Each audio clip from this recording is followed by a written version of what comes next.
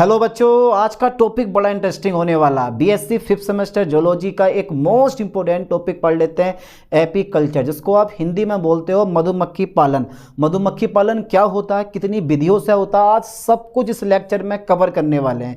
एक most important topic है, तो छोड़ना बिल्कुल नहीं है। यूनिट 8 है, इकोनॉमिक जोलॉजी सेकेंड, और पेपर फर्स्ट का नाम तो आपको याद है ही, diversity of non chordates and economic zoology. चलिए फिर मैं स्टार्ट करवा देता हूँ एक most important topic, apiculture. Okay okay okay okay okay. जिस तरह सूरज पूरब से निकलता है, उसी तरह हर साल ये टॉपिक पेपर में रखा हुआ मिलता है। उठा के देख लो प्रीवियस पेपर, और इस बार का पेपर में भी देखोगे ना तो ये क्वेश्चन रखा हुआ मिलेगा, पक्का 100% श्योर है। चलिए तो सबसे पहले मधुमक्खी पालन की यानी कि एपीकल्चर की परिभाषा देख लेते हैं। अच्छा, आप कोई भी कारोबार करते हो तो आपका एक ही मकसद होता है, ठीक है, लागत कम आए और फ़ायदा ज़्यादा हो। अब इसी फ़ायदा, इस चीज़ का फ़ायदा यानी कि इस फ़ायदा लेने के लिए ना लोगों ने आजकल मधुमक्खी पालन शुरू कर दिया।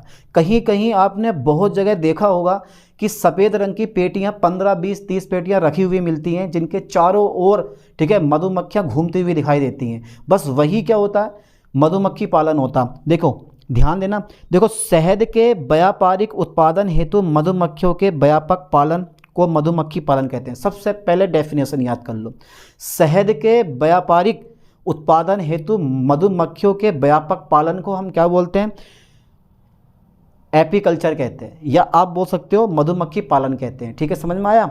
ठीक है। शहद तो आप लोगों ने खाया होगा। शहद सर स्वाद में कड़वा होता है, अरे नहीं यार, शहद जो होता है वो स्वाद में मीठा होता है, और बहुत मीठा होता है। ठीक है, चलिए सबसे पहले डेफिनेशन समझो। शहद के व्यापारिक उत्पादन के लिए, यानी कि शहद के व्यापारिक उत्पादन हेतु, ठीक है, मधुमक्खियों के व्यापक पालन को हम क्या बोलते हैं, मधुमक्खी पालन कहते हैं। डेफिनेशन याद हो गई। अब आपको देना है क्लासिफिकेशन, क्योंकि बिना क्लासिफिकेशन दिए इस टॉपिक को मत छोड़ना, क्योंकि यार क्लासिफिकेशन से ये हो जाता है कि आपने बहुत कुछ पढ़ा है और आपने बहुत कुछ लिख के आए हैं, है नहीं है? टीचर समझ जाता है कि आपने कितना पढ़ रखा है। अच्छा, फाइलम क्या है इसका? फाइलम क्या है, लाइन पे ध्यान देना।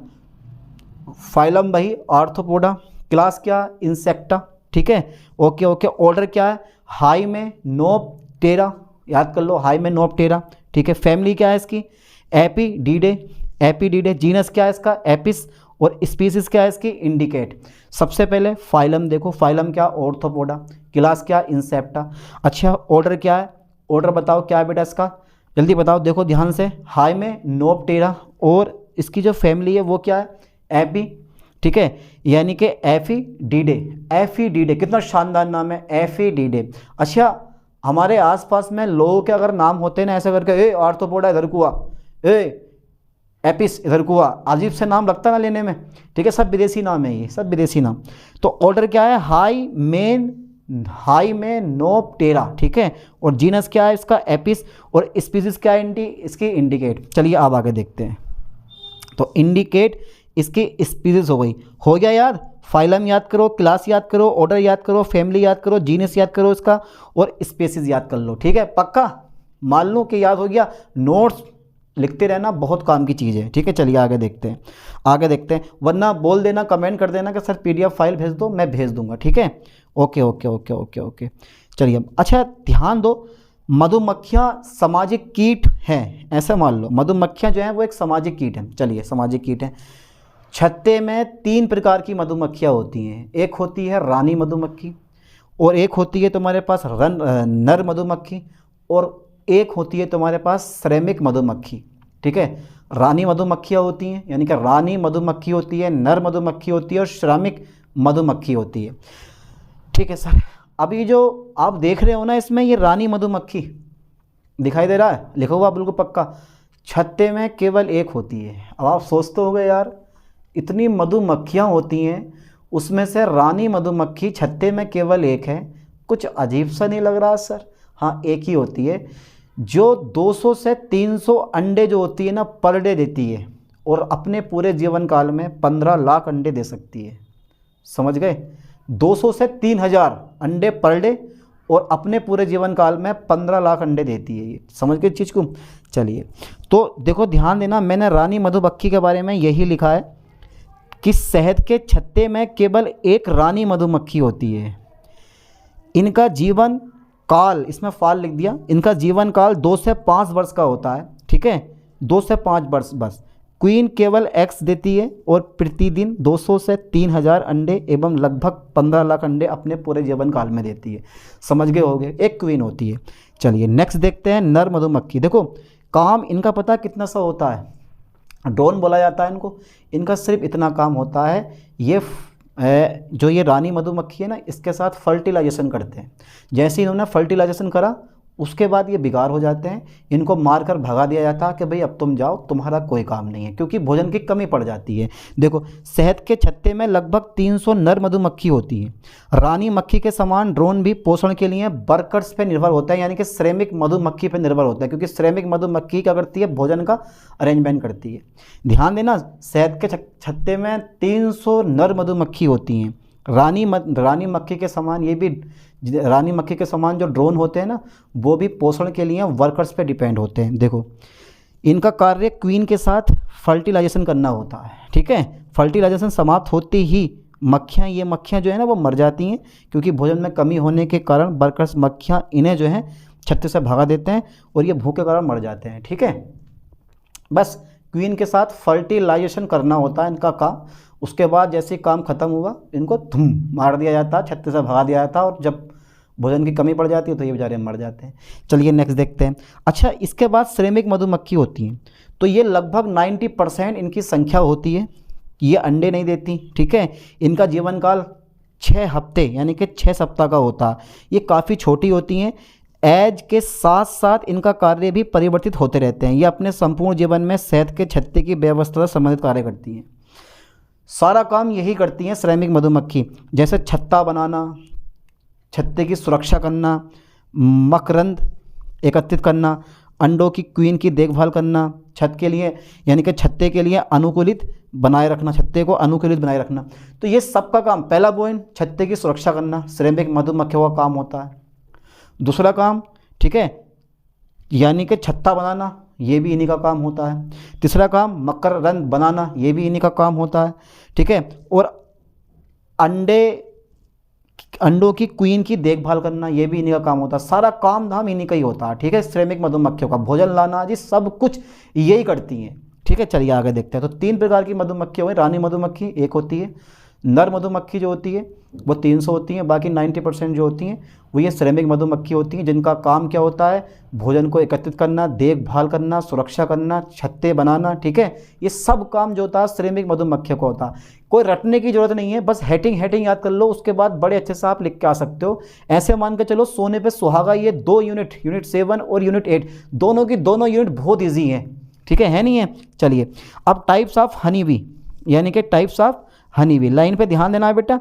टाइप्स ऑफ हनी बी, अब टाइप्स ऑफ हनी बी का मतलब समझते हो, मधुमक्खियों के प्रकार। तो मधुमक्खियों को ना हमने 4 वर्गों में डिवाइड करा। पहला rock bee, Indian bee, little bee और यूरोपियन बी। सबसे बढ़िया जो मधुमक्खी का पालन होता है ना वो यूरोपियन बी का होता है।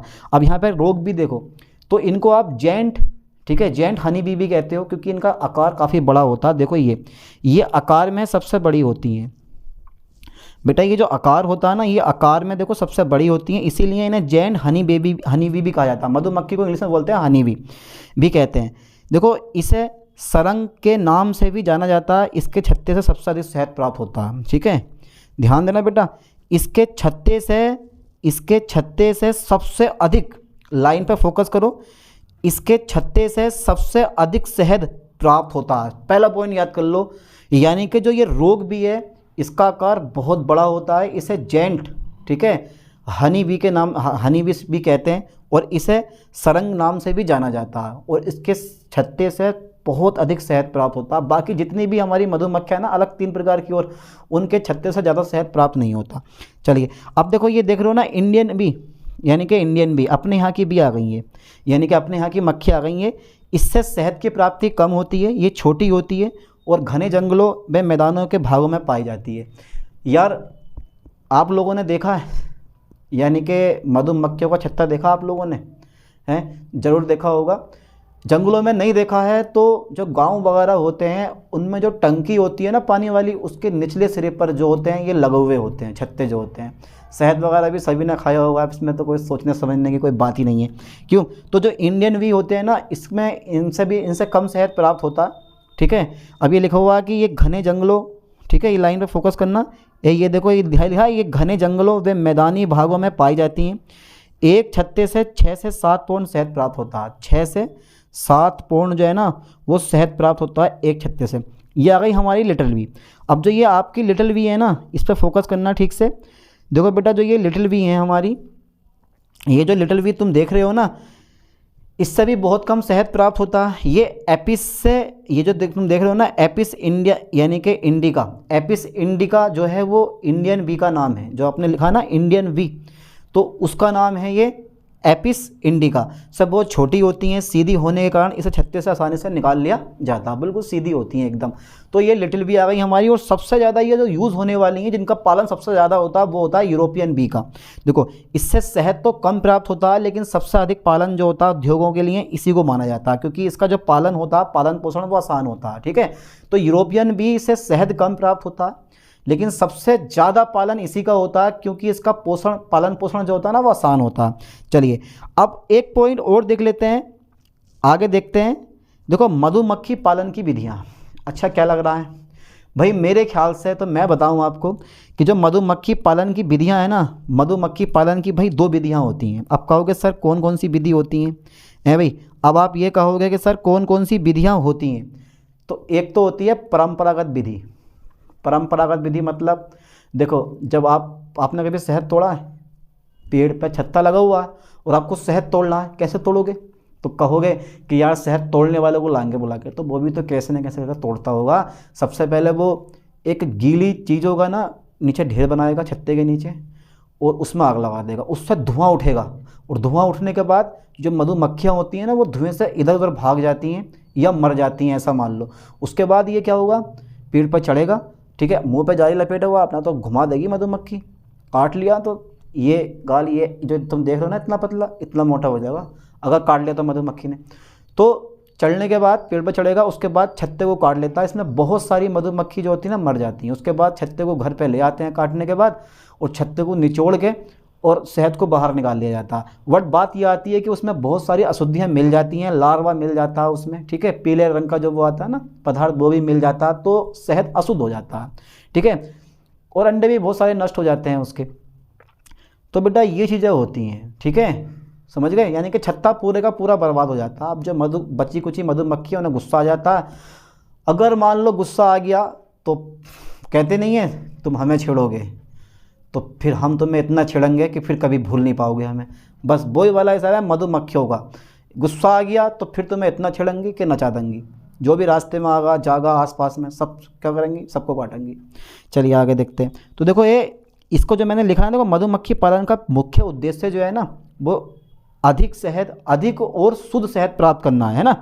इसकी प्राप्ति 2 प्रकार से होती है। एक होता है देशज पारंपरिक विधि, जो मैंने आपको बता दी, वही लिखी है, बहुत है काफ़ी। जो मैंने बताया ना कि पेड़ पर शहद लगा हुआ होता है, नीचे जो है आग लगाने पर धुएं की सहायता से मधुमक्खियाँ भाग जाती हैं, छत्ते को काट लिया जाता है, फिर निचोड़कर रस निकाल लिया जाता है, लेकिन उसमें शुद्धियाँ मिली हुई होती है। बस ये लिखा काफ़ी है, डाओ छोड़ो, मैं नहीं बता रहा हूँ, फिर भी देख लो जरा आप लिखा हुआ कि यह एक अपरिष्कृत विधि है, जिसके द्वारा छत्तों की तलाश करके उसके पास आग जलाकर मधुमक्खियों को मार दिया जाता है, फिर उससे शहद निकाल लिया जाता है।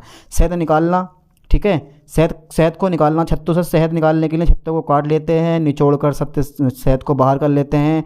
लेकिन इसमें निम्नलिखित अवगुण होते हैं। पहला जो होता है, शहद में पोलन ग्रेन्स, लार्वा तथा अन्य पदार्थ मिले होते हैं, बहुत से अंडे नष्ट हो जाते हैं। ठीक है, चलिए, तो ये कहानी सिंपल सी बात है, स्क्रीनशॉट ले लो। जो मैंने बोला वही लिख के आना, इसके अलावा कुछ लिख के नहीं आना। ठीक है, अब यार मैं इस पर बोर्ड पे लिखता, बोर्ड पे लिख कर इतना टाइम वेस्ट होता। थ्योरी है, अगर कोई डायग्राम होता तो मैं ज़रूर बोर्ड पे बनवाता इसको, ताकि आप लोग प्रैक्टिस कर सको, बट है ही नहीं ऐसा कुछ भी यार। ठीक है, थ्योरी है ओनली, तो थ्योरी के हिसाब से फिर थ्योरी करो, और क्या, क्यों। चलिए, दूसरे नंबर की विधि आ गई आधुनिक विधि। देखो बेटा, ये विधि हमने खुद बनाई है। इसमें आर्टिफिशियल, ये वाला आर्टिफिशियल मूवेबल हाइव बनाया जाता है। मतलब आर्टिफिशियल मतलब कृत्रिम, और मूवेबल मतलब चलने वाला, और हाइव मतलब होता है छत्ता, यानी कि कृत्रिम, ठीक है, चलने वाला छत्ता बनाया जाता है, या कृत्रिम चल छत्ता बनाया जाता है। ठीक है, इसमें अपने पास से बनाते हैं हम लोग। और जो पेटी होती है ना, तुमने देखा होगा, मधुमक्खी जिस पेटी से शहद निकालती है, ठीक है, वही तो हमारा ये होता है कृत्रिम चल छत्ता। ठीक है, अब देखो व्यवस्था हम कैसे करते हैं वो देखना। तो देखो पहले ना ऊपर कर दूँ मैं, देखो ये देख रहे हो ना आधुनिक विधि, ये मधुमक्खी पालन का बेस्ट मेथड है। ध्यान देना, ये मधुमक्खी पालन का क्या है, बेस्ट मेथड है। ये भारत के बहुत से भागों में कुटीर उद्योग के नाम से जाना जाता है, मतलब विकसित हो चुका है। इसमें निम्नलिखित उपकरण आते हैं। पहला नंबर कृत्रिम चल छत्ता, ठीक है, जिसमें मधुमक्खियाँ रहती हैं और शहद निकालती हैं। उसके बाद रानी अवरोधक, रानी के पास कोई दूसरी मधुमक्खी ना जा सके तो उसके चारों ओर ना हम क्या कर देते हैं, तार का जैसे जाली होती है ना, जाली, वो जाली का हम चारों तरफ से बांध देते हैं ताकि कोई श्रमिक मधुमक्खी उसके पास ना जा सके। मधु निष्कर्षक, मधु शहद को निकालने के लिए अब हाथ से नहीं, ये डाला हाथ और निकाल लिया, इसके लिए एक सेंट्रीफ्यूज नाम का एक उपकरण आता है। ठीक है, उसको पेटी के अंदर डाल के घुमाया जाता है तो वो सबका सब शहद बाहर निकाल लेता है। ठीक है, नीफ, चाकू का जो इस्तेमाल है वो हम इसलिए करते हैं, जब मक्खी शहद बना देती है तो ऊपर से कैप लगा देती है, अब उस कैप को हटाने के लिए ना चाकू से काटा जाता है ताकि हमारा शहद आसानी से निकल जाए। ठीक है, और अन्य उपकरण बहुत ज़रूरी हैं। अगर नहीं लगाए तो गाल लाल हो जाएगा, तो होती हैं लाल, पर गाल लाल हो जाएगा पक्का, क्योंकि एक तो ग्लव्स पहनने ज़रूरी हैं, दूसरा पॉइंट मास्क लगाना ज़रूरी है ताकि जो है मधुमक्खी हमला हमारे ऊपर ना कर सके। अब ये बताओ इससे सिंपल टॉपिक यार मैं कहाँ से लाऊं आपके लिए, सबसे सिंपल सा टॉपिक है, आराम से कवर कर लोगे आप। ठीक है, चलिए, तो ये अन्य उपकरण में आ जाते हैं। बस ऐसी बना के लिखा ना, कोई रटने की जरूरत नहीं है, बस दिमाग में फांस लो यार। रानी मधुमक्खी होती है, नर मधुमक्खी होती है, श्रमिक मधुमक्खी होती है, दो प्रकार की विधियाँ होती हैं, एक देशज परंपरागत विधियाँ होती है, एक आधुनिक विधियाँ होती है। आधुनिक विधि में पेटी का यूज़ करते हैं और इसमें ऐसे होता है, इतने पार्ट्स होते हैं इसके, बस सिंपल सी हेडिंग याद है तो सब कुछ बना के लिख दोगे। तो ये तो फ्री फंड के नंबर होते हैं, बहुत अच्छे, बहुत शानदार। चलिए आगे देखते हैं। तो कृत्रिम चल छत्ता, देखो बेटे, कृत्रिम चल छत्ता जो होता है ना, देखो ध्यान से, ये आधुनिक विधि से मधुमक्खी पालन का कृत्रिम छत्ता है। आधुनिक विधि से मधुमक्खी पालन का कृत्रिम छत्ता। लकड़ी का क्या होता है, देखो मैंने बताया, लकड़ी का एक कृत्रिम मूवेबल छत्ता होता है जिसमें फ्रेमों की संख्या और नाप आवश्यकता अनुसार बदली जा सकती है। वो तो पेटी छोटी बड़ी के हिसाब से होता है ना, यानी कि पेटी छोटी हो सकती है, बड़ी भी हो सकती है। अब जो वर्कर्स होती हैं ना, और ड्रोन छत्ते में प्रवेश, यानी कि जो ड्रोन मक्खियाँ होती हैं और जो वर्कर्स मक्खियाँ होती हैं वो छत्ते के बाहर भी आ सकती हैं और पेटी से बाहर, यानी कि छत्ते के बाहर आ सकती हैं, छत्ते के अंदर जा सकती हैं। लेकिन मधुमक्खी, जो रानी मधुमक्खी है, उसको अगर आपने एक बार रख दिया, ठीक है, तो वो ऐसे के ऐसी रखी रहती है, वो बाहर नहीं निकल सकती, क्योंकि जो छिद्र का व्यास होता है ना वो थोड़ा कम होता है और जो रानी मधुमक्खी का थोरैक्स होता है वो थोड़ा मोटा होता है, जिसकी वजह से रानी मधुमक्खी उस छिद्र से बाहर नहीं निकल पाती, अंदर की अंदर ही रहती है। ठीक है, ताकि वो ज़्यादा से ज़्यादा अंडे दे सके।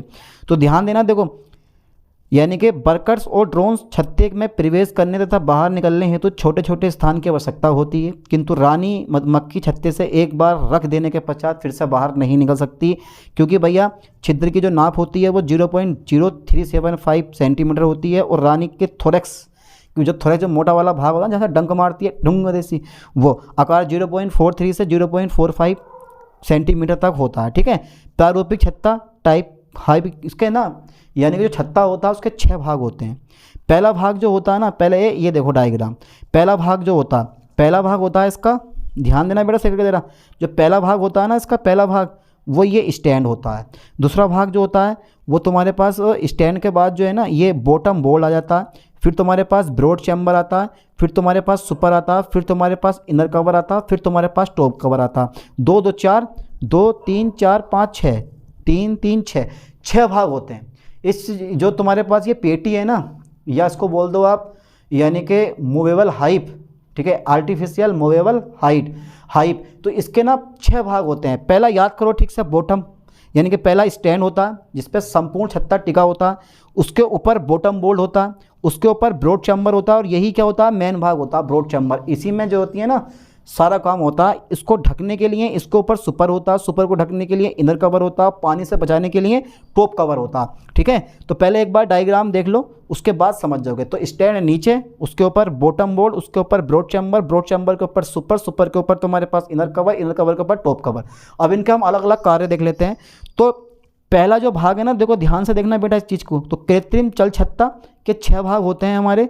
पहला जो भाग है वो है स्टैंड, ठीक है, ये छत्ते का आधार है जिस पर संपूर्ण छत्ता बना होता है। दूसरा आता है ब्रॉड चैम्बर, ठीक है, आधार बोल्ड जो मैंने बोला ना तुम्हें, यानी कि बोल्ड बेस ये वाला, ये बॉटम बोल्ड, ये बॉटम बोल्ड पर जो होता है ना वो ब्रॉड चैम्बर प्रेजेंट होता है ना, यानी कि ब्रॉड आधार बोल्ड पर ब्रॉड चैम्बर लगा होता है। ये छत्ते का महत्वपूर्ण भाग है। इसका आकार बड़ा होता है, जिसमें 5 से 10 फ्रेम होते हैं। 5 से 10 फ्रेम में मोम की जो होते हैं ना, देखो प्रत्येक फ्रेम में एक मोम की चादर होती है, और यही हमारे क्या होते हैं, छत्ते होते हैं। यानी कि कृत्रिम छत्ता बनाते हैं ना तो मोम का बनाया जाता है वो, ठीक है। 5 से 10, ध्यान दो, 5 से 10 फ्रेम होते हैं, प्रत्येक फ्रेम में एक मोम की चादर होती है। 5 से 10 फ्रेम होते हैं, प्रत्येक मोम में एक मोम की चादर, यानी कि प्रत्येक फ्रेम में एक मोम की चादर होती है, जो एक जोड़ा तार द्वारा ऊपर की स्थिति में लगे होते हैं। चलो, इसके ऊपर आता है सुपर, लाइन पे ध्यान देना, यानी कि ब्रॉड चैम्बर को ढकने के लिए ब्रॉड चैम्बर एक अन्य कोष्ठ से ढका होता है। ब्रॉड चैम्बर एक अन्य कोष्ठ से ढका होता है, जिसे सुपर कहते हैं, ठीक है। अच्छा ठीक है, चलो आगे देखते हैं बेटा, ठीक है सर। यानी कि ब्रॉड चैम्बर एक अन्य कोष्ठ से ढका रहता है, जिसे सुपर कहते हैं, और ये भी बिना ढक्कन और आधार का होता है। इसमें अनेक फ्रेम होते हैं। ओहो, यानी कि ब्रॉड चैम्बर के ऊपर सुपर होता है, ये भी क्या होता है, बिना आधार और बिना ढक्कन का होता है। इसमें अनेक फ्रेम लगे होते हैं, ठीक है।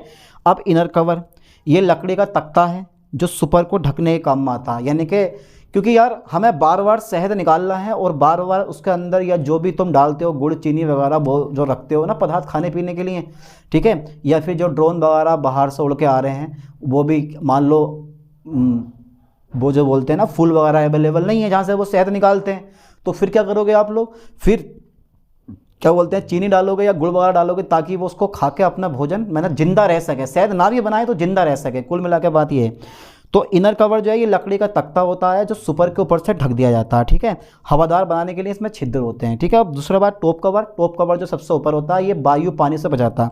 ये मधुमक्खी निवाह को बारिश से बचाने हेतु होता है। इस पर जस्ते की चादर लगी होती है, जो समतल और ढालू होता है, ऐसा करके साइडों से। जब एक बार इस चैम्बर को देख लोगे ना तो सब समझ जाओगे। चलिए आगे देखते हैं। 6 के 6 हमारे पॉइंट हो गए। तो सबसे पहले बस आपको स्टैंड याद रखना है, ठीक है। उसके बाद ब्रॉड चैम्बर याद रखना है। उसके बाद तुम्हारे पास सुपर याद रखना, इनर चैम्बर याद रखना, और यानी कि इनर कवर याद रखना, टॉप कवर याद रखना है तुम्हें, ठीक है। तो top cover, inner cover, super, ठीक है, ब्रॉड चैम्बर, स्टैंड, 2 2 4 1 5 6, एक और रह गया इसमें यार, थोड़ा सा बाई मिस्टेक, 1 2 3, तीसरा रह गया, तीसरा ये वाला रह गया। ये बॉटम बोल्ड लिख लो खुद से अपने आप, कि स्टैंड के ऊपर बॉटम बोल्ड होता है जिस पर ब्रॉड चैम्बर प्रेजेंट होता है ना। ओके ठीक है, लिख लो ऐसा करके। चलिए, जिस पर ब्रॉड चैम्बर प्रेजेंट होता है, हटाओ। अब आगे देखते हैं। देखो दूसरा नंबर हमारा क्या आ गया, रानी अवरोधक। मैंने बता दिया कि यह तार की घनी जाली होती है। जाली तो देखी होगी आपने, बस वो तार की घनी जाली होती है, ठीक है, जो रानी मधुमक्खी को दूसरी मक्खियों से अलग रखती है। मैंने तुम्हें शुरू में बताया था। अब देखो हनी एक्सट्रैक्शन, यानी कि शहद को आप निकालोगे कैसे बाहर को, तो शहद को बाहर निकालने के लिए देखो ये हैगा सेंट्रीफ्यूज, यानी कि सेंट्रीफ्यूज। तो सेंट्रीफ्यूज मशीन के द्वारा होती है। देखो यह क्रिया एक सेंट्रीफ्यूज मशीन के द्वारा होती है। कोम को अंदर रखा जाता है, घुमाया जाता है, और सारे का सारा शहद बहरा जाता है। बस खाली नाम याद करना मशीन का, सेंट्रीफ्यूज गोल टाइप की होती है, अंदर रख के घुमा दिया जाता है, सारे का सारा शहद बहरा जाता है। सेंट्रीफ्यूज मशीन, ठीक है, से शहद बाहर निकाला जाता है, कोम को अंदर रखा जाता है, और घुमाने के बाद सारा शहद बाहर आ जाता है। नीफ, मैंने बता दिया था आपको, नीफ क्या होता है, चाकू का क्या काम होता है, यानी कि शहद देने के बाद जो मधुमक्खियाँ होती हैं वो बाहर से कवर कर देती हैं। उस कैपिंग को या कवर को काटने के लिए हम नीफ का यूज़ करते हैं। देखो सभी छत्ते शहद से भर जाते हैं, तब मक्खियाँ उन्हें वैक्स कैपिंग करके सील कर देती हैं।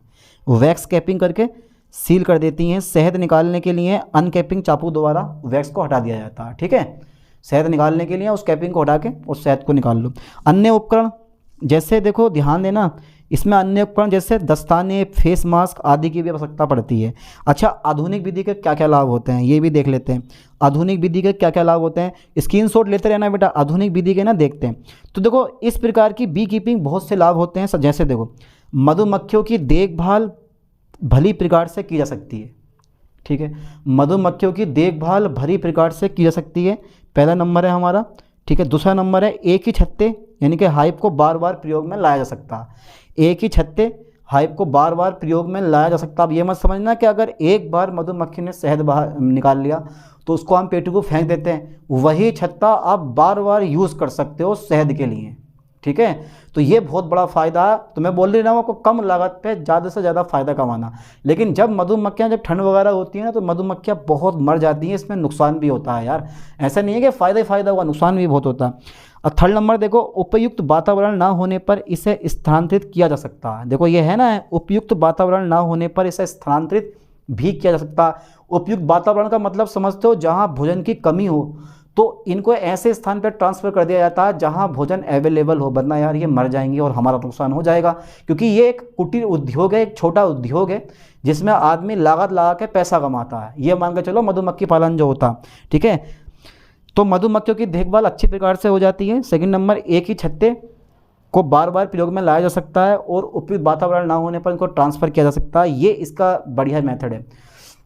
तो आजकल यार जब गांव वगैरह होते हैं ना, वहाँ पर जो है छत्ते जो हैं गायब हो गए हैं, धीरे धीरे मधुमक्खियाँ अपने एरिया से विलुप्त हो गई हैं। अब बेचारे जो शहद बनाए हैं वो आदमी खा जाए।